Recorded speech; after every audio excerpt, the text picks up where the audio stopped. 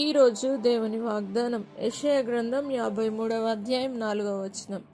నిశ్చయముగా అతడు మన రోగములను భరించెను, మన వ్యసనములను వహించెను. నా ప్రియ సహోదరి సహోదరులారా, దేవుడి రోజు మీతో వాగ్దానం చేస్తూ ఉన్నాడు. నిశ్చయముగా మీ రోగములను ఆయన భరించి ఉన్నాడు.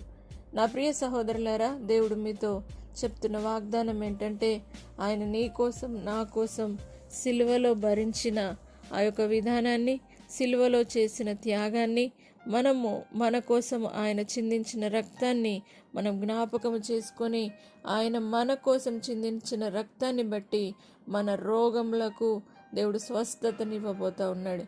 మన రోగములను ఆయన భరించినాడు సిలువలో. కాబట్టి దేవుడు మీకు స్వస్థతను ఇప్పుడే అనుగ్రహిస్తూ ఉన్నాడు.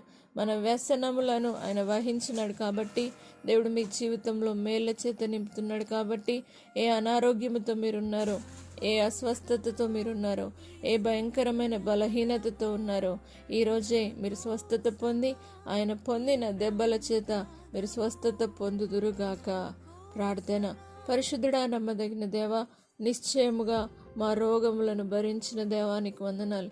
ఎంతమంది అయితే అనారోగ్యంతో, సమస్యలతో, ఇబ్బందులతో దేవ కొట్టుమిట్టాడుతూ ఉన్నారో వారందరి జీవితంలో ఇప్పుడే అద్భుతమును జరిగించండి. వారి యొక్క రోగములను మీరు సిలువలో భరించిన దేవానికి వందనాలు.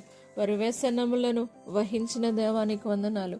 ఇప్పుడే వారి జీవితంలో క్షేమమును, భద్రతను, స్వస్థతను, ఆరోగ్యమును అనుగ్రహించి మీరు సిలువలో కార్చిన రక్తమును బట్టి స్వస్థతను మీరు అనుగ్రహించగలరని యేసు పరిశుద్ధ నామమును బట్టి అడిగి వేడుకుంటున్నాము తండ్రి.